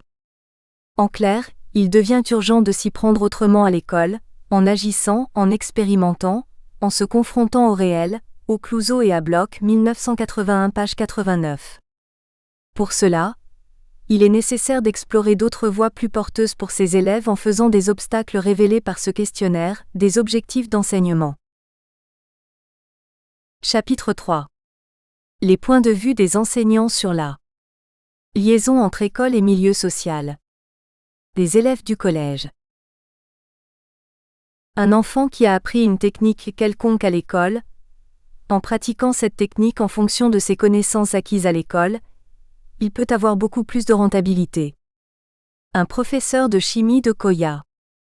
Former des élèves, des citoyens capables d'affronter les problèmes et difficultés qui se poseraient quotidiennement à eux, et aussi dans leur avenir. Un professeur de chimie de Koya. Dans ce chapitre, il s'agit d'évaluer auprès des enseignants la faisabilité de notre projet d'appui de l'enseignement sur des pratiques sociales extérieures à l'école. Le questionnement proposé aux enseignants en activité au collège est d'abord d'ordre général. Il porte sur l'enseignement de la chimie au collège. Que pensent les enseignants de l'enseignement de la chimie au collège? Quels objectifs pédagogiques assignent-ils à cet enseignement? Que pensent-ils du lien entre école et hors école? Dans quelle mesure sont-ils prêts à avoir recours aux pratiques sociales de chimie extérieure au collège, pour trouver le référent qui manque à l'école? Quelles sont leurs idées sur les savoir-faire et savoirs théoriques des praticiens? Quel rôle pensent-ils pouvoir leur donner dans leur enseignement? Quelle place dans la gestion des apprentissages? Ensuite, le questionnement porte sur la potentialité de cet enseignement à préparer les élèves qui seront les citoyens de demain. Que mettent les enseignants sous l'étiquette éducation pour l'environnement présente dans les programmes d'enseignement? Ont-ils conscience que l'aspect sur l'éducation pour l'environnement est une dimension très importante de l'enseignement de la chimie? Finalement, nous cherchons à faire se situer les enseignants par rapport à des propositions d'enseignement moins formelles, moins abstraits, selon le schéma pratique flèche vers la droite théorie. À l'instar de ce qui passe dans des pays comme le Zimbabwe où l'enseignement pratique précède l'enseignement théorique d'un concept. Une méthodologie de l'enquête. Pour répondre à l'ensemble de ce questionnement, nous avons employé la technique de l'entretien semi-directif avec enregistrement sur bande magnétique. Nous avons opté pour l'entretien semi-directif parce que c'est un outil précieux. À Blanchet et à Gottman, 1992, page 23, qui, plus encore que le questionnaire direct qui va à la recherche des questions formulées par le chercheur, va à la recherche des acteurs eux-mêmes, fait appel au point de vue de l'acteur et donne à son expérience vécue, à sa logique, à sa rationalité une place de premier plan, Monsieur Chastrette, 1989, page 37. Au cours de cette expérimentation, nous avons voulu mettre nos interlocuteurs en situation de s'exprimer longuement et librement, de dire spontanément les choses qui leur viennent à l'esprit par association d'idées, même si quelquefois, cela n'a apparemment aucun rapport avec la question posée. Mais même pour ces sorties hors sujet, l'outil que nous avons choisi présente en plus l'avantage de prévoir pour chaque trame de questions abordées et à chaque moment, des opportunités de relance pour recentrer l'entretien sur le sujet qui nous préoccupe. Nous avons procédé à un entretien enregistré avec les 3 enseignants chargés des cours de chimie au Collège Plateau, de Coya, l'un des établissements le plus important de la localité par l'effectif de ses élèves et de ses enseignants. Un questionnaire écrit, de la même trame que l'entretien, a été adressé au 4e enseignant en raison de ses difficultés d'expression. Les critères de choix de ces enseignants que nous avons retenus sont les suivants. Ces enseignants possèdent une longue expérience des programmes de chimie du collège. Ces enseignants ont reçu une formation exclusivement en chimie et non en biochimie comme c'est souvent le cas pour la majorité des enseignants du collège. Ces enseignants vivent les mêmes réalités pédagogiques que les élèves qui ont participé à notre expérimentation. Ces enseignants évoluent en groupes de concertation pédagogique, dans des classes et des établissements différents. Ils exécutent des programmes de niveaux différents. Ces enseignants peuvent constituer des personnes ressources pour une validation des éventuelles retombées de notre projet. L'entretien qui s'est déroulé dans les collèges de la place a été suivi par une retranscription des bandes magnétiques puis d'une analyse de contenu des discours obtenus de façon à caractériser différents points de vue. 2 résultats de l'analyse des entretiens avec les enseignants. Nous sommes conscients que nous ne pouvons pas généraliser les résultats de cette analyse, faite à partir d'une étude concernant un nombre aussi restreint d'enseignants. Cependant, en réponse à notre questionnement, ces résultats peuvent apporter de riches éclairages sur les principaux problèmes que pose l'enseignement de la chimie en Guinée. Les propos des enseignants s'inscrivent dans l'une ou l'autre des idées liées aux référents, à la relation école et hors école y compris l'environnement, les gestes, les techniques de même que les savoir-faire, les savoir-être, les savoirs d'explication et les savoirs d'action des professionnels. 2A. Un point de vue lié à l'enseignement de la chimie au collège en Guinée, Conakry. Dans ce domaine, l'analyse du discours des enseignants fait apparaître plusieurs problèmes. Le manque de référents empiriques dans l'enseignement, L'enseignement de la chimie dans notre collège, tout comme dans notre pays, est surtout très mal illustré dans les classes. La plupart des cours sont très théoriques. Chapitre 6, propos 2, professeur numéro 1. Ceci est considéré comme source A de difficultés pour les enseignants et les élèves. Non seulement à notre niveau il y a des problèmes, mais au niveau des enfants aussi. Il y a des difficultés énormes. Chapitre 6, propos 34, professeur numéro 2. B de démotivation des élèves. Vouloir s'allonger sur la théorie décourage les élèves, en tout cas leur donne une mauvaise idée du thème même à dispenser. Chapitre 6, propos 121, professeur numéro 3. C d'inefficacité. Ce que nous professeurs pouvons collecter pour leur faire comprendre les cours, lui ne pourra pas le faire quand il sort. Chapitre 6, propos 129, professeur numéro 3. La faiblesse du niveau de formation des enseignants en pratique. C'est le peu que j'ai appris là que je cherche moi-même à pratiquer. Chapitre 6, propos 118, professeur numéro 2. L'obsolescence des programmes d'enseignement de chimie au collège. Les programmes ont duré sans changement. Chapitre 6, propos 2, professeur numéro 2. Ceci conduit à une pratique routinière. Il dispense ces matières-là de manière quelque peu routinière. Chapitre 6, propos 2, professeur numéro 1. La pénurie et la vétusté du matériel didactique. La documentation nouvelle manque. Chapitre 6, propos 2, professeur numéro 1. Ces difficultés récurrentes ne facilitent pas les activités d'enseignement. Il faut toujours chercher un peu partout pour avoir quelque chose de juste, de valable. Chapitre 6, propos 121, professeur numéro 3.